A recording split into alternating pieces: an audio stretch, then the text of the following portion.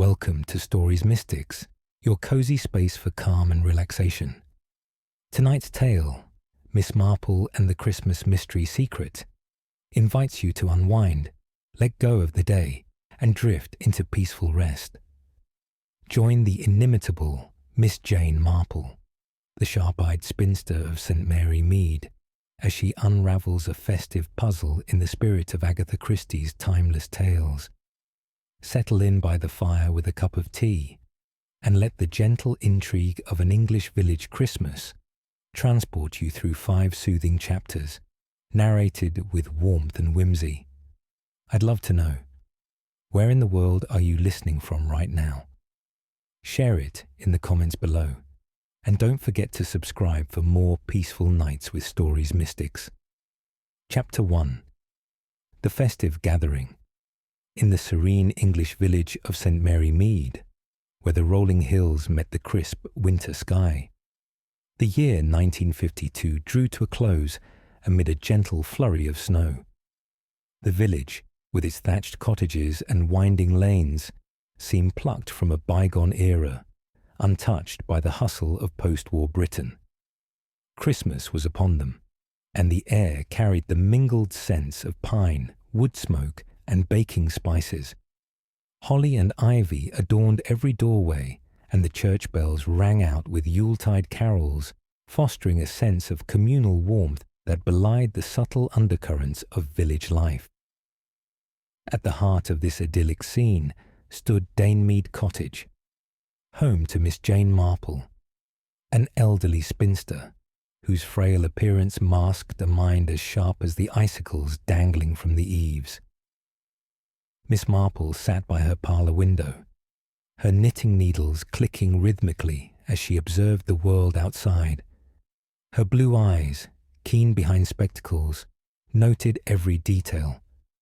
The postman's hurried gait, the vicar's wife bundling up against the chill, and the faint tension in the air that suggested not all was merry in St. Mary Mead.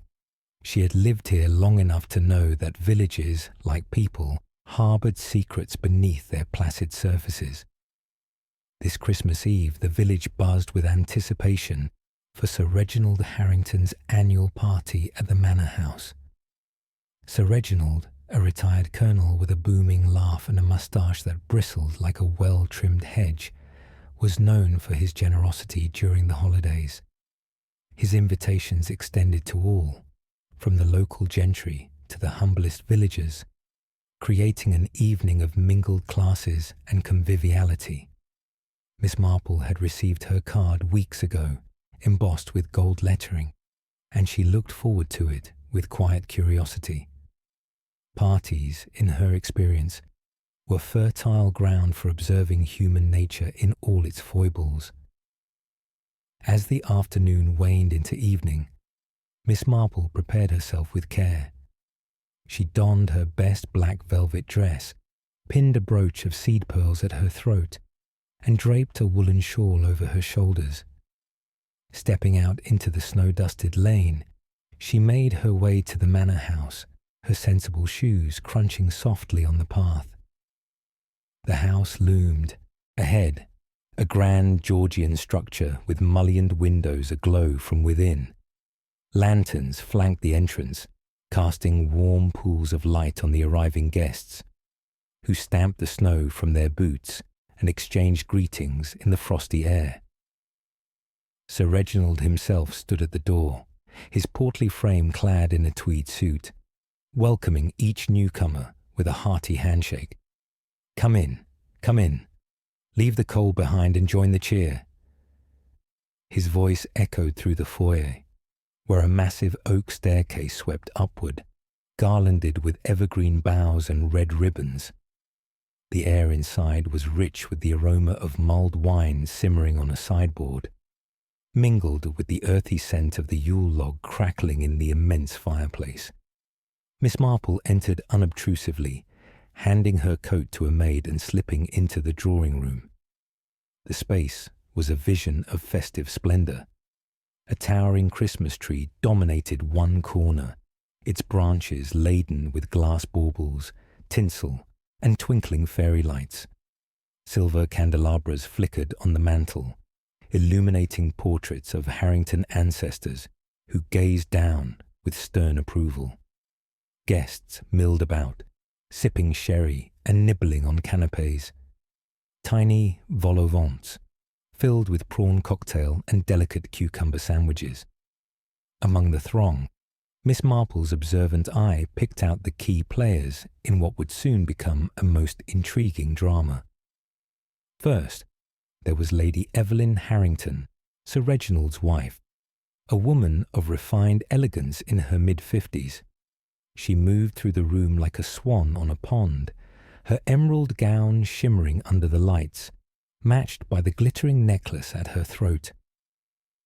Lady Harrington had spent much of the year in London, pursuing her social ambitions, and her return to St. Mary Mead was rumoured to be prompted more by financial necessity than holiday spirit.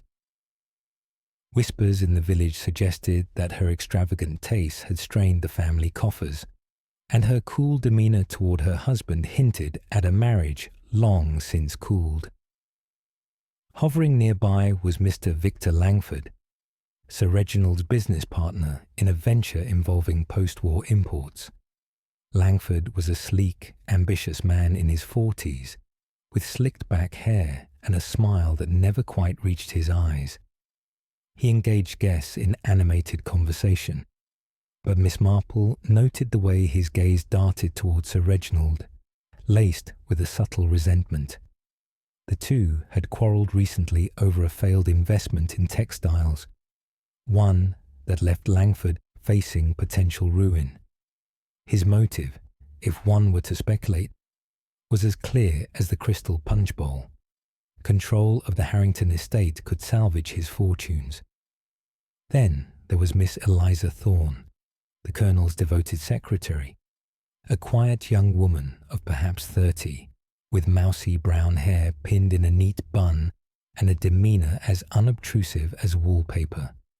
She flitted about, adjusting decorations and ensuring the flow of refreshments, but Miss Marple observed how her eyes lingered on Sir Reginald, with a mixture of admiration and something deeper, perhaps unrequited affection. Village gossip painted her as indispensable to the household, yet undervalued, and there were hints that she harboured hopes of a more permanent role in the Colonel's life. Hopes dashed by his unwavering loyalty to tradition. Dr. Harold Finch, the local physician, arrived with a flourish, his round face flushed from the cold, or perhaps from the sherry he sampled liberally. A jovial man in his 60s, with a nose reddened by years of indulgence, he clapped backs and told hearty jokes. Yet beneath the bonhomie lay a grudge. Sir Reginald owed him a substantial sum for medical services rendered to the estate staff, a debt unpaid despite repeated reminders. Dr. Finch's medical bag slung over his shoulder contained remedies, and Miss Marple mused, potentially more sinister substances. Finally, bustling in the background, was Mrs. Betsy Croft, the housemaid, a sturdy woman of 50 with calloused hands and a no-nonsense expression. She carried trays of mince pies and Christmas pudding slices, her apron dusted with flour. Mrs. Croft had served the Harringtons for decades, her loyalty unquestioned, but Miss Marple had heard tales of her growing bitterness, promises of a pension unfulfilled, wages stagnant amid rising costs. Her access to the kitchen made her a figure of quiet power in the household. As the evening progressed, the party reached its zenith. Carolers from the village choir gathered outside the French windows, their voices rising in harmonious renditions of God Rest Ye Merry, Gentlemen, and The Holly and the Ivy. Inside, Sir Reginald called for attention, his moustache twitching with delight. My friends, let us embrace the spirit of the season, to health, to happiness, and to the enduring bonds of St. Mary Mead. Glasses clinked in toast, and laughter filled the room. The highlight came with the pulling of Christmas crackers. Guests paired off, grasping the colourful tubes and tugging with glee. Pops echoed like miniature fireworks, revealing paper crowns, trinkets, and riddles. Sir Reginald pulled one with Lady Harrington, crowning himself king for the evening. He unfolded his riddle aloud.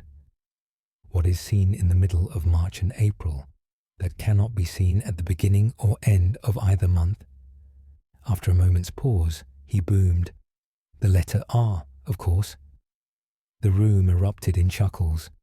Miss Marple, seated in a wing-back chair with her knitting, smiled politely, but her eyes missed nothing.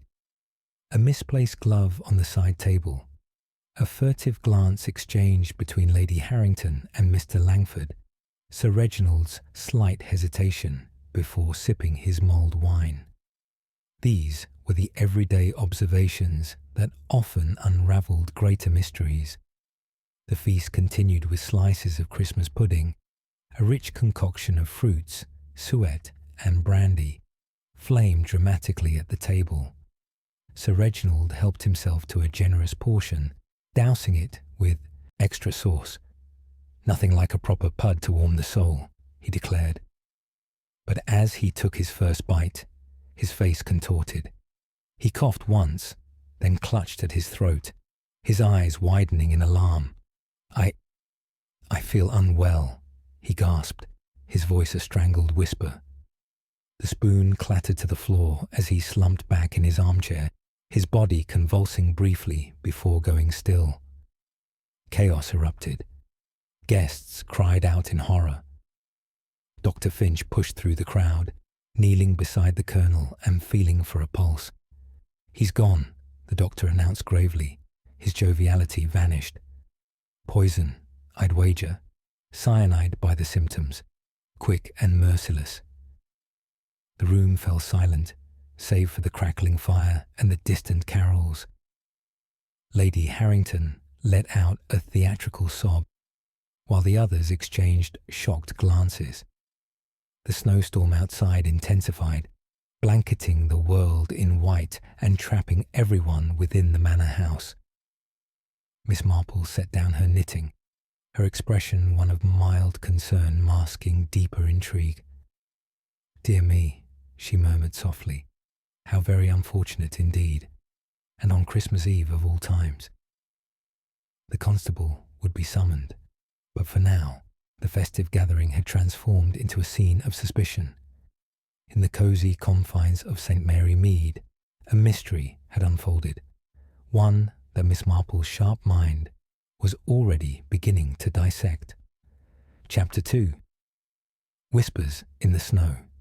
The Manor House, which only hours before had resonated with laughter and the merry pop of Christmas crackers, now hung heavy with an unnatural silence, broken only by the occasional sob or the distant howl of the wind whipping snow against the window panes.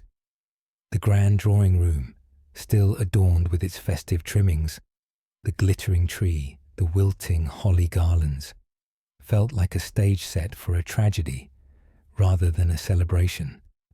Sir Reginald Harrington lay slumped in his armchair, a blanket hastily draped over him by the shocked Dr. Finch, his face frozen in a mask of surprise that would haunt the memories of those present.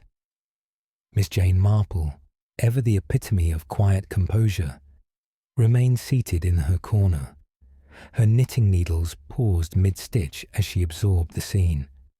Her mind, sharp and methodical, was already sifting through the fragments of the evening like a villager sorting berries, discarding the spoiled, noting the ripe. She had seen death before, in the quiet corners of St. Mary Mead, where scandals simmered beneath the surface of afternoon teas and church fetes. This was no accident. The acrid scent lingering in the air, faint but unmistakable to her trained senses, confirmed Dr. Finch's grim diagnosis. Cyanide. Quick, efficient, and hidden in something as innocuous as Christmas pudding sauce. The guests huddled in clusters, their faces pale under the chandelier's glow. Lady Evelyn Harrington paced near the fireplace, her emerald gown swishing like a serpent's tail. She clutched a handkerchief, dabbing at eyes that shed no visible tears. "This is monstrous," she murmured to no one in particular. "Reginald, gone. Who could have—" Her voice trailed off, but Miss Marple noted the way her gaze darted to the ornate safe in the adjoining study, visible through the half-open door. The safe held the Colonel's will, or so village gossip claimed, a document that favoured Lady Harrington handsomely, provided she outlived him. But estrangement had bred resentment. London society circles whispered of her affairs and mounting debts. Motive enough, Miss Marple mused, for a woman accustomed to luxury. Mr. Victor Langford stood apart, his sleek composure cracking like ice on a pond. He lit a cigarette with trembling hands, inhaling deeply as if to steady himself. "An accident, surely," he said aloud, though his tone lacked conviction. "Bad brandy, perhaps, or tainted fruit in the pudding." But Miss Marple recalled their earlier exchange in the foyer. Langford pressing Sir Reginald about a botched investment in imported silks, one that had cost Langford dearly. "You promised returns, Reginald. My reputation is in tatters," he had hissed, low enough that only a keen ear like hers caught it. Now, with Sir Reginald dead, Langford stood to inherit the business outright, his alibi. He claimed to have been fetching cigars from the humidor during the pudding service, but Miss Marple had seen him slip toward the kitchen moments before. Miss Eliza Thorne, the secretary, sat on a settee, her mousy features drawn tight with shock. She twisted a napkin in her lap, her eyes red-rimmed.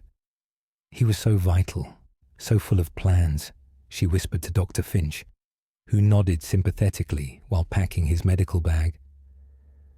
Thorne's devotion to Sir Reginald was well known in St. Mary Mead. She managed his correspondence, his appointments, even his whims with unflagging efficiency. But affection had blossomed into something more, or so the postmistress hinted. Letters intercepted, glances exchanged. Sir Reginald, ever the gentleman, had rebuffed her gently, refusing to alter his will in her favour. "You're invaluable, Eliza," he had said once, within Miss Marple's hearing at a village fete, "but family comes first." Now, with him gone, her future was uncertain, unless she had taken steps to secure it. Dr. Harold Finch moved about with professional efficiency, his ruddy face sombre as he conferred with the butler about notifying authorities. "Cyanide acts fast," he explained to the group, his voice carrying a note of authority. "Mixed into the sauce, I'd say. Odourless in small doses." His own motive loomed like a shadow, the unpaid debt of $500 for treating the estate's tenants during a flu outbreak last winter. Sir Reginald had laughed it off as a gentleman's agreement, but Finch's practice struggled, and resentment festered. Moreover, his medical bag, left unattended in the cloakroom, contained vials of potassium cyanide, used, he claimed, for legitimate chemical tests. Miss Marple watched as he surreptitiously checked the bag, his expression flickering with relief. Or was it guilt? Mrs. Betsy Croft, the housemaid, emerged from the kitchen bearing a tray of tea, her sturdy frame unbowed by the horror.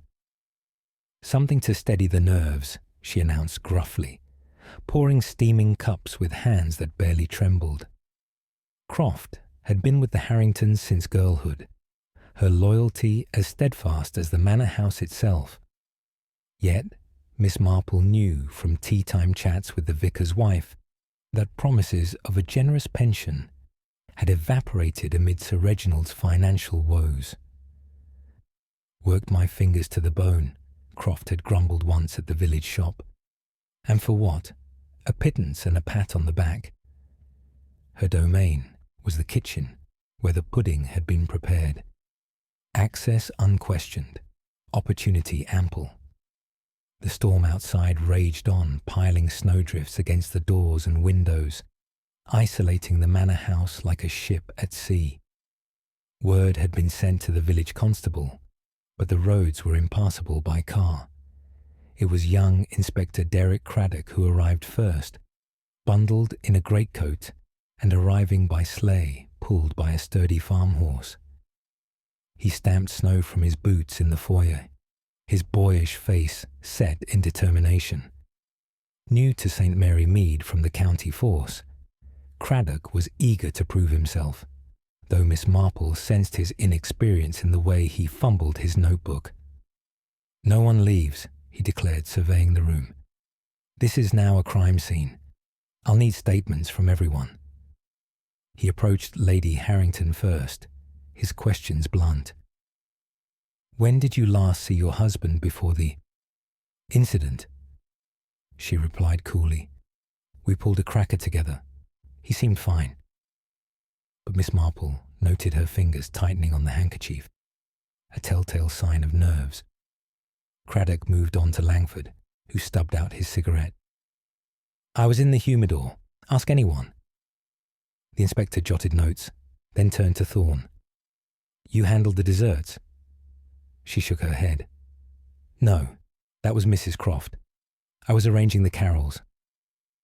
Dr. Finch vouched for his whereabouts, tending to old Mrs. Price's rheumatism in the library, but admitted the poison's similarity to his supplies. Croft, when questioned, bristled. "Baked that pudding myself, Inspector. No call to accuse the help." As the interrogations dragged on, Miss Marple engaged in what appeared to be idle chatter, her voice soft and unassuming. "Such a beautiful tree," she said to Lady Harrington, gesturing at the fir. "Those ornaments, family heirlooms, I believe." Lady Harrington nodded distractedly. "Yes, passed down generations." But Miss Marple's keen eye spotted a gap among the baubles, a crystal star missing from its prominent position. Had it fallen, or been removed deliberately? She filed it away, a potential red herring or a genuine clue. With Thorne she discussed the weather. "Dreadful storm. Reminds me of '48, when the post was delayed a week." Thorne agreed, but her eyes strayed to the study safe, mirroring Lady Harrington's earlier glance. Over tea with Croft, Miss Marple complimented the mince pies. "Exquisite. Did you notice anything amiss in the kitchen?" Croft hesitated. "Brandy bottle was lighter than expected, miss. Thought nothing of it." Dr. Finch joined them, and Miss Marple inquired about poisons. Fascinating how something so deadly can hide in plain sight. He nodded warily. "Indeed, but I'd never—" His denial trailed off, unconvincing. Langford, overhearing, interjected sharply. "This is ridiculous. We're all suspects now." Tension simmered, accusations bubbling like the mulled wine left forgotten on the sideboard. By midnight, as the grandfather clock chimed solemnly, Craddock called a halt. "We'll resume tomorrow. Rooms for everyone. No wandering." Miss Marple retired to a guest chamber, the snow whispering against the panes like conspirators. In the dim light of a bedside lamp, she reviewed the evening. Misplaced gloves, furtive glances, missing ornaments. Human nature, she reflected, was as predictable as the village gossip. Greed, love, resentment woven into a tapestry of deceit. The puzzle was taking shape, threads pulling tight.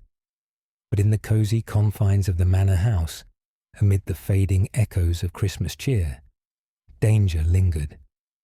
Who among them had turned festivity to fatality? Miss Marple closed her eyes, her mind alert even in repose, ready for the revelations dawn might bring.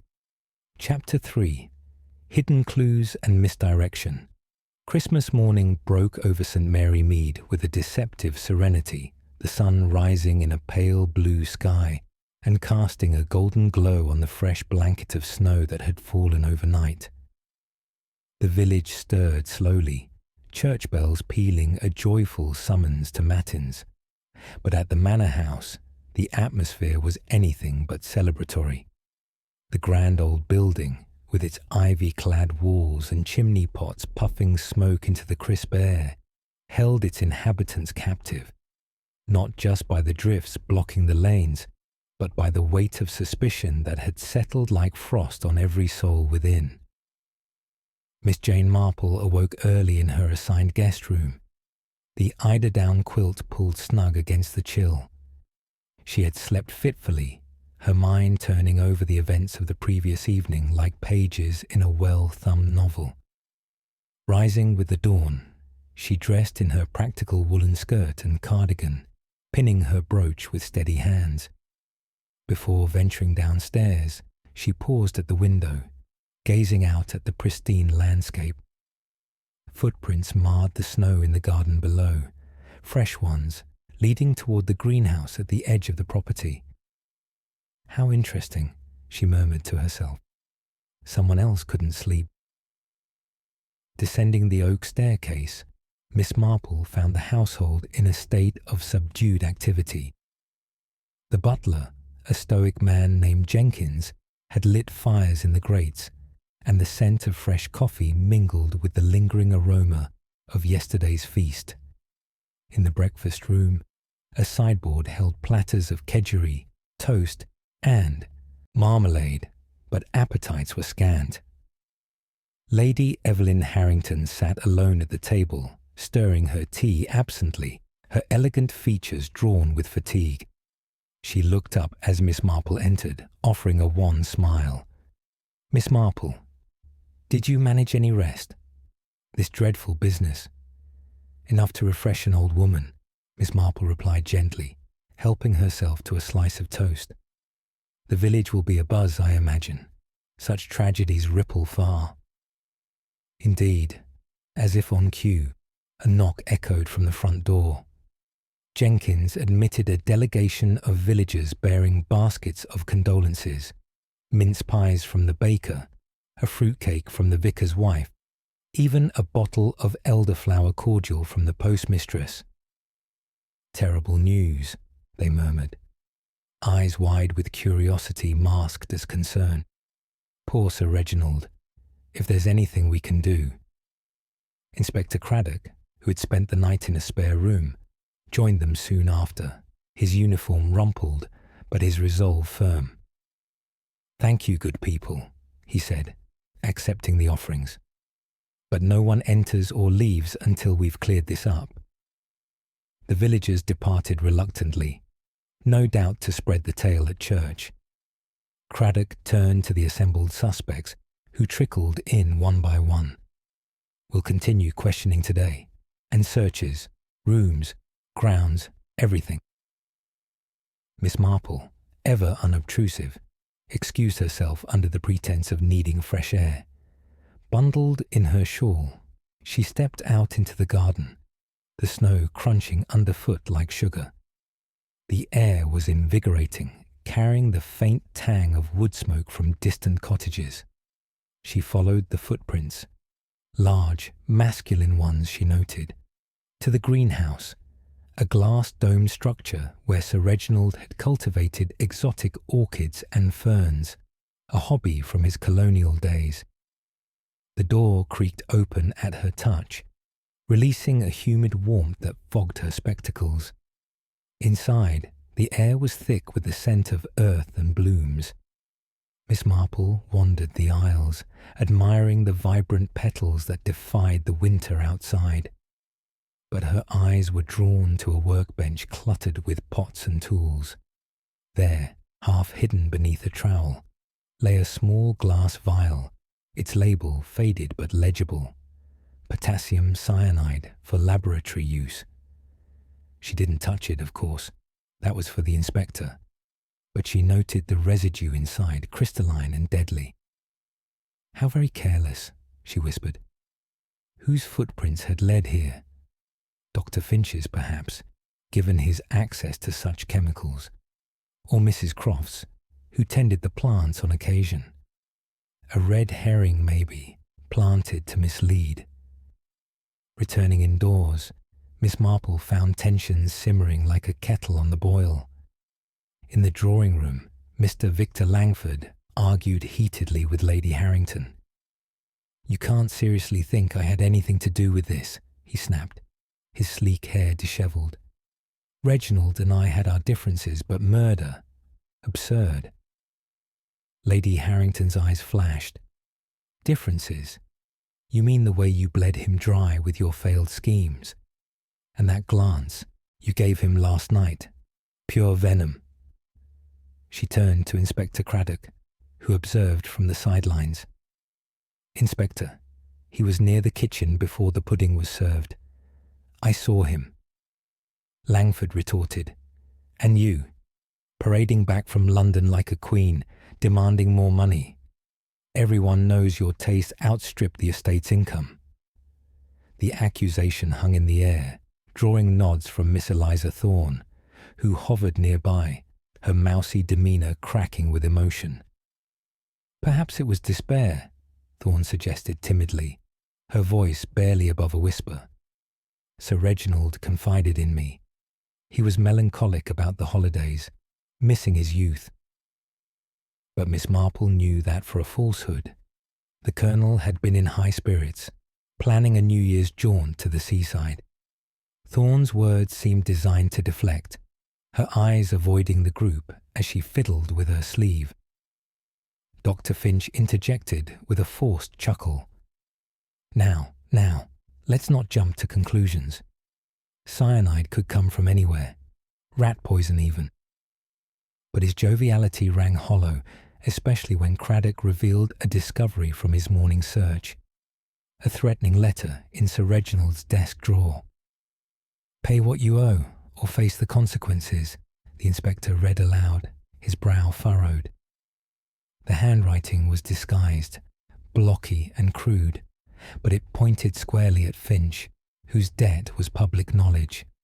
"That's not mine," Finch blustered, his red nose flushing deeper.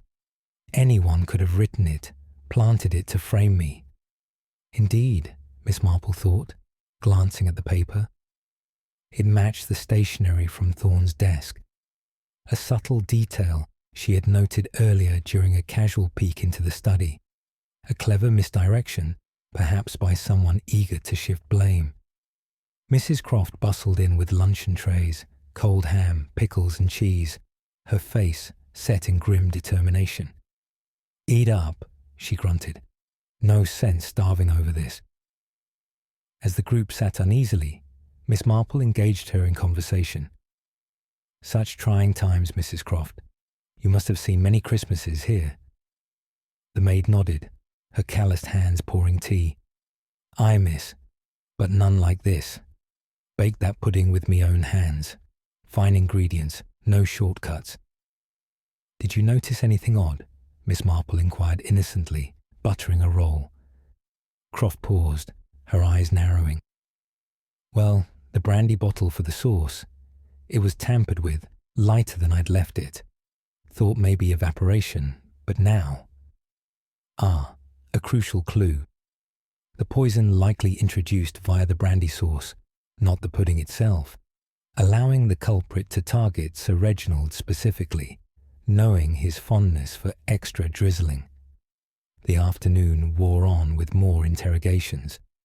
Craddock grilled Langford about his business dealings, eliciting evasive answers. "We had a disagreement, yes, but resolved." Thorne admitted her affections under pressure. "I cared for him, Inspector, but he saw me as staff, nothing more." Her tears seemed genuine, yet Miss Marple wondered at their timing. Finch, defending himself, pointed to Croft. She had grudges. Years of service, no reward. The maid bristled. "And you with your bills unpaid. Pot calling the kettle." Lady Harrington remained aloof, but Miss Marple noted her fidgeting with the emerald brooch.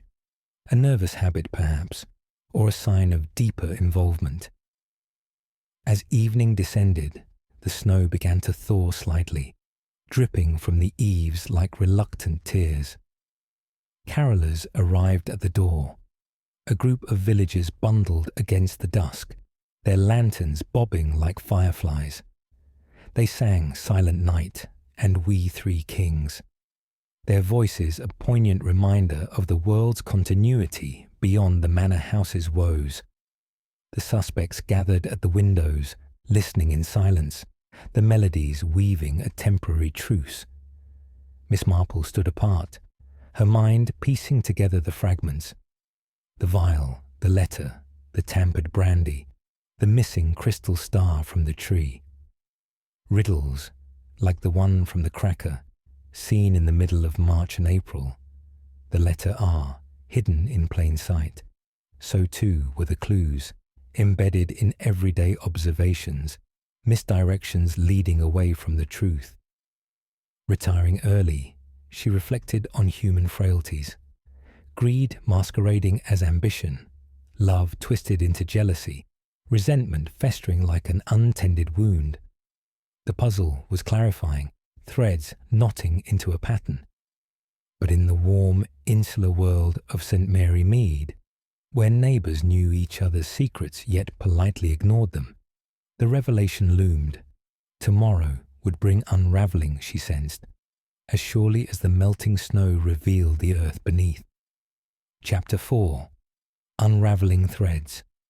Boxing Day dawned with a tentative thaw, the snowdrifts melting under a watery sun that filtered through the leaden clouds over St. Mary Mead. Icicles dripped from the Manor House eaves like tears unshed, and the village below stirred with the quiet routines of post-Christmas life. Children building snowmen in the lanes, housewives airing linens, and the distant chime of the church bell calling stragglers to evensong. But within the grand walls of the manor, the air remained thick with unease, a palpable tension that clung to the suspects like cobwebs. Miss Jane Marple had risen with the first light, her sleep undisturbed by the creaks of the old house or the whispers of guilt that seemed to echo in the corridors. She sat now in the morning room, a cup of weak tea at her elbow, her knitting needles clicking a steady rhythm that belied the whirl of thoughts in her mind.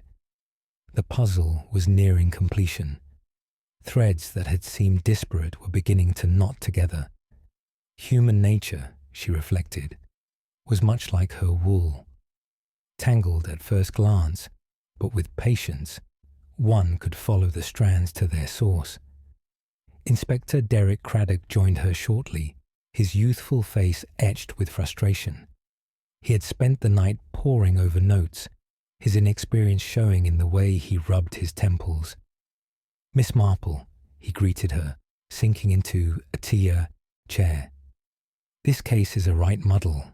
Motives everywhere, alibis that hold like wet paper, and clues that lead in circles. What do you make of it?" She smiled benignly, setting aside her knitting. "Oh, Inspector, villages like ours are full of such tangles. People are predictable, you know, driven by the same old sins, greed, jealousy, fear. One must look beyond the obvious, to the little things, like that missing crystal star from the Christmas tree, or the footprints in the snow." Craddock's eyes sharpened. "You've seen something. The vial in the greenhouse. Finch is doing, surely. His bag's missing one just like it." "Perhaps," Miss Marple allowed, her voice mild. "But doctors are careful folk, and Mrs. Croft tends those plants. Strong hands for potting, strong enough for other tasks." She paused, sipping her tea. "No, Inspector. The key lies in the everyday. Let us gather them all this afternoon. A little chat might loosen the threads." As the morning progressed, the household attempted normalcy. Jenkins the butler served a light luncheon of cold cuts and salad in the dining room, the long mahogany table a far cry from the festive spread of Christmas Eve. The suspects assembled reluctantly, their faces a gallery of strain. Lady Evelyn Harrington, impeccable in a cashmere twin set, picked at her food, her emerald brooch catching the light. Miss Marple noted a fresh scratch on the pin, a recent one, as if it had been pried open hastily. A hiding place for poison, or merely a red herring, an accident from nervous fingers. Mr. Victor Langford arrived late, his tie askew, cigarette smoke clinging to his clothes. He had been pacing the grounds, he claimed, clearing his head. But Miss Marple recalled the masculine footprints to the greenhouse. Langford's boots, size 10, matched them perfectly. Dreadful weather still, he muttered, serving himself ham. When can we leave this mausoleum? Soon enough, Inspector Craddock replied curtly. After we've searched rooms properly. A murmur rippled through the group. Miss Eliza Thorne, pale and withdrawn, dropped her fork. My things, but I've nothing to hide. Her protest rang a touch too fervent, and Miss Marple remembered the stationery matching the threatening letter. Another thread, perhaps planted by her own hand to deflect suspicion. Dr. Harold Finch chuckled uneasily, his red nose twitching. Search away, Inspector. My bag's open, missing vial and all. But I swear, it was stolen.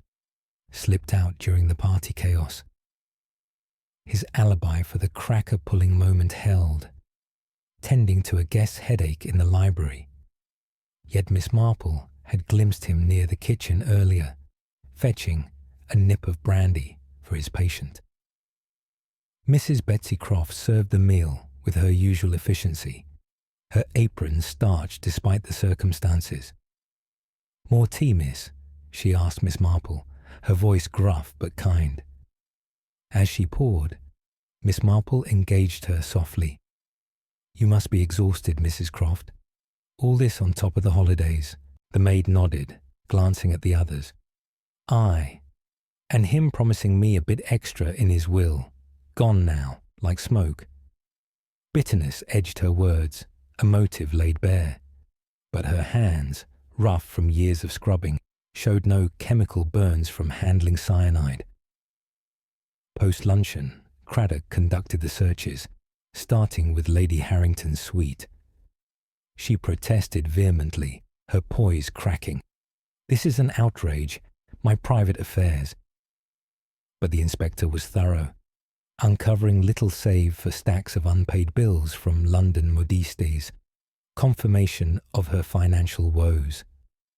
In Langford's room, a cigar case yielded a surprise. A monogrammed handkerchief stained with brandy, the same amber hue as the poisoned sauce. Not mine, Langford exclaimed. Planted, I tell you. Miss Marple, observing from the doorway, agreed inwardly. A clumsy frame, but by whom? Thorne's quarters revealed diaries, pages filled with longing entries about Sir Reginald. Private, she cried, snatching them back. But one loose sheet fluttered out, a recipe for harmless tonic, ingredients including prussic acid, a cyanide precursor. For his cough, she stammered. Nothing sinister. Finch's bag, as promised, lacked the vial, but his pockets held a shard of glass, crystal, matching the tree ornament. Must have picked it up unknowingly, he blustered. Croft's tiny attic room was sparse, save for a hidden tin of savings, meagre, underscoring her grudge. With evidence mounting, Miss Marple suggested a gathering in the drawing-room. A spot of tea, perhaps, clears the mind. The group complied warily, settling into armchairs as Jenkins served. The Christmas tree loomed, its lights dimmed, the gap where the star had hung a silent accusation. Inspector Craddock addressed them. We've pieced together much. The poison in the brandy sauce, targeted, since only Sir Reginald doused his pudding so liberally. The vial from the greenhouse, the letter, the footprints, all point fingers. He eyed each in turn. Lady Harrington stiffened. Not at me, surely. I was with him during the crackers. But earlier, Miss Marple interjected gently, you were seen near the study safe. And your brooch, such a clever compartment perhaps. Lady Harrington touched it defensively. An heirloom, nothing more. Langford shifted. What about Finch? His poison, his debt? Finch retorted. And your business ruin. You needed him gone. Thorne wept quietly. He was kind to me. I'd never... Croft snorted. All this finger-pointing. The help sees everything, you know. Miss Marple nodded. Indeed. Let's revisit the crackers, that delightful distraction. Pops loud enough to cover a slip into the kitchen. She pulled a leftover cracker from the table, tugging it with Craddock. It burst, revealing a trinket and riddle. Hidden in plain sight, she mused. Like the ornament, a family piece, hollow inside. Sir Reginald mentioned it to me in passing. My new will's safe there, favouring charities over kin. Overheard, perhaps. Eyes widened. The missing star, found shattered in the greenhouse, glass shards matching Finch's pocket, but also traced to Langford's cuff. You stole it, Miss Marple said to no one yet. Extracted the will, destroyed it. But haste left traces. Accusations flew. Lady Harrington pointed at Thorne. You knew his secrets. Thorne at Croft. Kitchen access. Croft at Langford. Sly fox you. Langford at Finch. Your chemicals. Craddock intervened. Enough. Evidence suggests... But Miss Marple raised a hand. Patience, Inspector. The threads unravel slowly.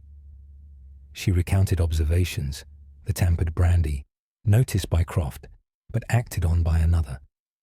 The letter on Thorne's paper, but handwriting mimicking Finch's. Footprints too obvious, a misdirection. As twilight crept in, the room grew shadowed, the fire's glow casting eerie flickers. Miss Marple's voice wove through the silence. Greed binds you all, but one knot tighter. The will's change threatened ruin, for the partner facing bankruptcy. Langford paled. Me, preposterous.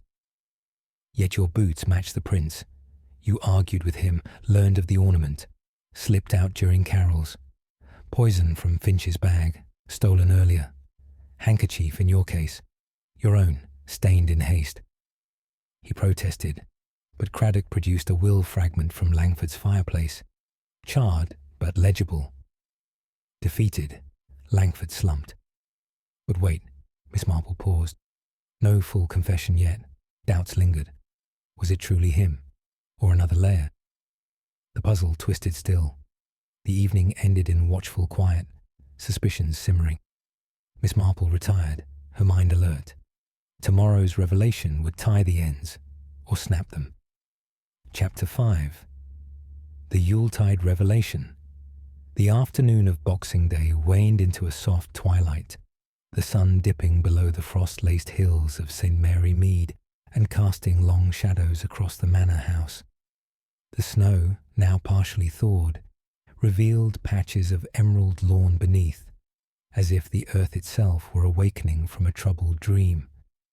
Inside, the drawing-room retained its festive decorations, the Christmas tree with its twinkling lights, the garlands drooping slightly from the mantel, but the atmosphere was charged with anticipation, like the hush before a storm's final clap. Miss Jane Marple had orchestrated this gathering with her usual understated finesse, suggesting to Inspector Craddock that a collective discussion might clarify matters. The suspects assembled once more, seating themselves in a semicircle of armchairs and sofas around the hearth. The fire crackled merrily, its warmth contrasting the chill of suspicion that permeated the room. Lady Evelyn Harrington perched on the edge of her seat, her elegant hands clasped tightly in her lap. Mr. Victor Langford lounged with feigned nonchalance, though his eyes betrayed a flicker of unease. Miss Eliza Thorne fidgeted with a handkerchief, her mousy features pale. Dr. Harold Finch mopped his brow with a napkin, his jovial mask slipping. Mrs. Betsy Croft stood at the periphery, arms crossed over her sturdy frame, her expression a mix of defiance and curiosity. Inspector Craddock cleared his throat, standing before them like a schoolmaster addressing wayward pupils. Ladies and gentlemen, thanks to Miss Marple's insights, we've pieced together the events leading to Sir Reginald's untimely death. The evidence is compelling, but let's hear it laid out plainly. He nodded to Miss Marple, who sat serenely in her wing-back chair, knitting bag at her feet. She set aside her needles, her blue eyes scanning the group with gentle acuity. "My dears," she began, her voice soft, yet carrying the weight of certainty. "Murder is a grave matter, but it often stems from the most human of frailties. Greed, resentment, unrequited desires, these are the threads that weave such dark tapestries. Sir Reginald was a kind man, generous in his way, but his fortunes and affections created envy among those closest to him." The room fell silent, save for the pop of a log in the fire. Miss Marple continued, "Let us revisit Christmas Eve. The party was in full swing, carols, toasts, the delightful chaos of crackers. Sir Reginald pulled one, revealing that riddle. What is seen in the middle of March and April that cannot be seen at the beginning or end of either month? The letter R, hidden in plain sight, much like our clues here." She turned to Lady Harrington. "You, my lady, had motive aplenty, estranged yet tied by the estate, your London debts mounting. You glanced often at the study safe, knowing the will favoured you. But your alibi holds. You were beside him during the crackers, and your brooch, scratched though it is, hides no poison. A red herring, perhaps, from nervous habits." Lady Harrington exhaled sharply, her posture relaxing fractionally. Thank heavens someone sees sense. Miss Marple's gaze shifted to Miss Thorne. "Dear Eliza, your devotion was touching, yet tinged with longing. The diaries reveal your hopes, dashed by Sir Reginald's propriety. You had access to his secrets, and your stationery matched the threatening letter, a clever plant to misdirect toward Dr. Finch. But your tears are genuine. Love, not hate, drove you. You lacked the cold calculation for murder." Thorne sobbed quietly, nodding gratitude. "Now, Dr. Finch," Miss Marple said, her tone sympathetic. "Your grudge over the unpaid debt was real, and your bag provided the cyanide. The vial in the greenhouse seemed damning, especially with the glass shard in your pocket. But those were placed there, misdirection again. Your hands heal, not harm. You slipped out during the party, but to fetch brandy for a guest, not to poison it." Finch's ruddy face broke into a relieved smile. "Bless you, Miss Marple. I knew it." Mrs. Croft stirred. "Then who? Not me, surely. I baked that pudding clean as a whistle."